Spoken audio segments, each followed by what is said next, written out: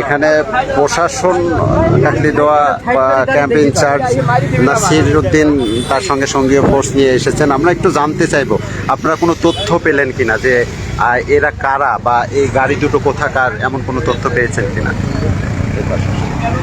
পেয়েছেন? অ্যাম্বুলেন্সটা কুষ্টিয়ার দিক থেকে মেহেরপুরের দিকে যাচ্ছিল।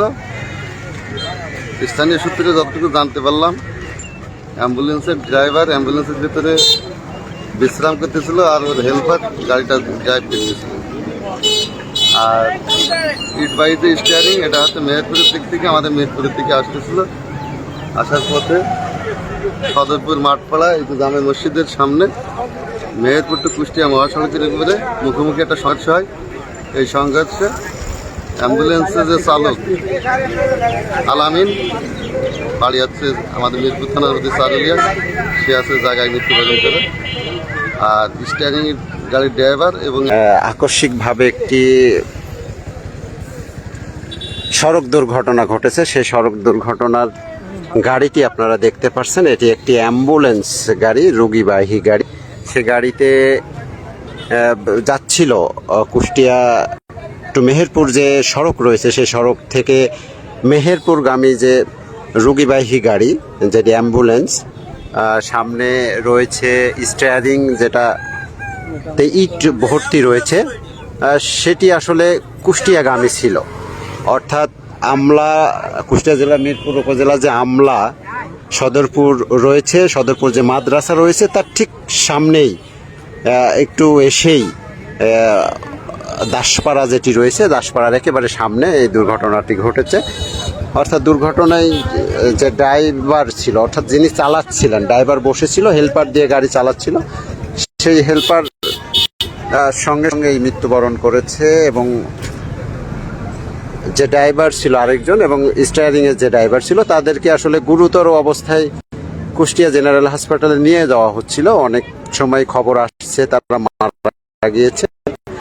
এখন পর্যন্ত ডাক্তারদের সঙ্গে কথা হয়েছে, তারাও এখনো বলতে পারেননি বিষয়টি কিছুক্ষণের মধ্যে তো আমরা নিশ্চিত হতে পারবো। সে আরও যে দুজন গুরুতর আহত অবস্থায় রয়েছে, অর্থাৎ স্টিয়ারিং গাড়ি যে ড্রাইভার, এই যে আপনার অ্যাম্বুলেন্সের যে ড্রাইভার, তা আসলেই মারা গিয়েছেন কিনা। কিন্তু একজন সঙ্গে সঙ্গেই জায়গায় মারা গিয়েছে, এবং আপনারা দেখতে পাচ্ছেন মারা না যাবার কোনো সংখ্যা নেই বা অবকাশ ছিল না, যে হারে অ্যাক্সিডেন্টটা হয়েছে বা মুখোমুখি যে সংঘর্ষটা ঘটেছে। অর্থাৎ এই যে মেহেরপুরগামী যে অ্যাম্বুলেন্সটি, সেটির অবস্থা দেখলে বুঝতে পারবেন কতটা ভয়াবহ। অর্থাৎ এই ধরনের মুখোমুখি সংঘর্ষতে যারা ড্রাইভার বিশেষ করে থাকে, তারা কিন্তু আসলে বাঁচার সম্ভাবনা একেবারেই থাকে না, এবং সেই জন্যই কিন্তু মারা গিয়েছে এবং সঙ্গে সঙ্গে মৃত্যুবরণ করেছে। এই জায়গাতে ছিল যারা সাধারণ মানুষ ছিল, তারা তাদেরকে বের করেছে, প্রশাসন এসেছে, প্রশাসন তথ্য সংগ্রহ করছে। এখনও আমরা নিশ্চিত হতে পারিনি আসলে গাড়িটি কোথাকার এবং যারা চালাচ্ছিলেন তাদের পরিচয়টা বা কী, ড্রাইভিং লাইসেন্স বা এগুলো আসলে ভিতরে আছে কিনা সেটিও জানবার বিষয়। আমরা একটু দেখবো আসলে এর ভিতরে কোনো কিছু আছে কিনা, তাদের পরিচয় আইডেন্টি করার জন্য। আমরা একটি আসলে কার্ড পেলাম, যেটা মোহাম্মদ শিহাব হোসেন নামে। আপনারা দেখতে পাচ্ছেন অ্যাম্বুলেন্স সার্ভিস, এখানে 24 ঘন্টা এসি নন এসি অ্যাম্বুলেন্স ভাড়া দেওয়া হয় কুষ্টিয়া মেডিকেল কলেজ হাসপাতাল। এখানে নাম্বারও রয়েছে। অর্থাৎ আমরা নিশ্চিতভাবে বলতে পারি ভিজিটিং কার্ড দেখে যে মোহাম্মদ শিহাব হোসেনের নিশ্চিত এটা গাড়ি। আমরা বলতে পারি যেহেতু ভিজিটিং কার্ড রয়েছে, ভিজিটিং কার্ডেই প্রমাণ করে এটা মোহাম্মদ শিহাব হোসেন।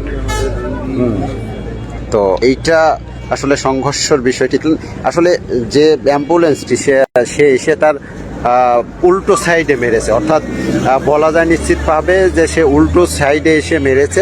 অর্থাৎ অ্যাম্বুলেন্স সারা রাত্রি তারা চলেন রাস্তাঘাটে, অর্থ ঘুমের একটা বিষয় থাকে, যার কারণে হয়তো ড্রাইভার হেল্পারকে দিয়ে গাড়ি চালাচ্ছিলেন। ড্রাইভার এমন উক্তি দিয়েছে, এই ঘুমের যে একটা বিষয় থাকে সেটি হয়তো তারা এই শেষ রাত্রে এসে এই ঘুমের ঝোলটা যখন গাড়ি চালাচ্ছিলেন তখন হয়তো হতে পারে, যার কারণে তার বিপরীত সাইডে যে গাড়িটি ছিল, অর্থাৎ একেবারে তার সাইডে ছিল, আর অ্যাম্বুলেন্সে এসে তার একেবারে রং সাইডে বলা যায়, একেবারে তার রং সাইডে এসে মুখোমুখি সংঘর্ষ করেছে। আর যে লাস্টটি যে মারা গিয়েছে, অর্থাৎ একেবারেই যেটা দেখছিলেন একেবারেই অল্প বয়সী একজন ছেলে, সে কিন্তু মারা গিয়েছে। আমরা আসলে প্রশাসনও রয়েছে, প্রশাসন কি তথ্য পেল সেটাও আমরা জানবো। এখানে কাকলিদহ ক্যাম্প ইনচার্জ মোহাম্মদ নাসির উদ্দিন এবং শাহ আলম ভাই তার সঙ্গীয় ফোর্স নিয়ে তারা তাৎক্ষণিক ঘটনাস্থলে এসেছে। ঘটনাস্থলে এসে তারা আসলে তাদের যে তথ্য, সে তথ্যগুলো সংগ্রহ করছেন। অর্থাৎ যে কাকলিদহ ক্যাম্প ইনচার্জ মোহাম্মদ নাসির উদ্দিন তিনি এসেছেন, তথ্য সংগ্রহ করছেন। তার সঙ্গে আমরা একটু পরে কথা বলবো আসলে কি তথ্য তিনি পেলেন। এটি হচ্ছে আসলে স্টিয়ারিং। আমরা steering is the very danger বলি, কারণ স্টিয়ারিং, ড্রাম গাড়ি এগুলোকে আমরা খুব ডেঞ্জার হিসাবেই ধরি। যারা গাড়ি চালায় রোডে বা পথে, তারা কিন্তু এই গাড়িগুলোকে সবসময় একটু ভয় পায়। তবে আজকের যে মুখোমুখি সংঘর্ষটি, এটি কিন্তু তার যে সাইডটি ছিল, তার যে পাশটি ছিল, সেই পাশেই তিনি ছিলেন একেবারে কোল ঘেঁষে।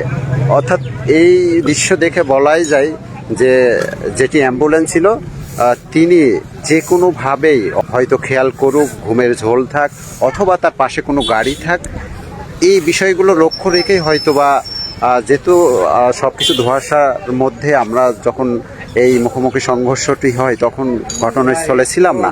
অর্থাৎ ঘটনার প্রেক্ষাপট দেখে বলা যায় যে অবৈধভাবে যে অ্যাম্বুলেন্সটি ছিল সেটি আসলে মুখোমুখিভাবে এসে মেরে দিয়েছে। ইট বোঝাই যেটি স্টিয়ারিং গাড়ি রয়েছে, এমন মুখোমুখি সংঘর্ষ খুব কম দেখা যায়।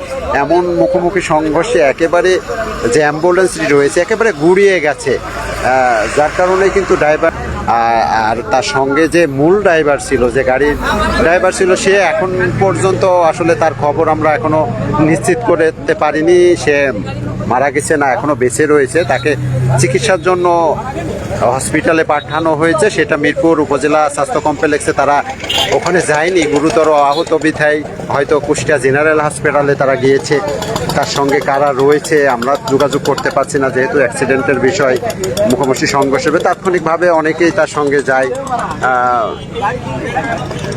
এই যে আসলে কি একটি পরিস্থিতি, অর্থাৎ বিশেষ করে যে বিষয়টি আসলে এখানে লক্ষণীয় সেটি হচ্ছে যে অ্যাম্বুলেন্সটি মেরে দিয়ে যে সামনে যে হুক রয়েছে স্টিয়ারিংয়ের, এই হুকটাই কিন্তু একেবারে পুরোপুরি এর ভিতরে প্রবেশ করে গেছে। অর্থাৎ এই স্টিয়ারিংয়ের সামনের যে হুক রয়েছে, এই হুকে এসে যখন মুখোমুখি সংঘর্ষ হয়েছে তখন কিন্তু অ্যাম্বুলেন্সের পুরো ভিতরে ঢুকে গিয়েছে, একেবারে তছনছ হয়ে গেছে এবং ড্রাইভার যিনি ছিল তাকে চাপা দিয়েছে। অর্থাৎ এই চাপেই ড্রাইভার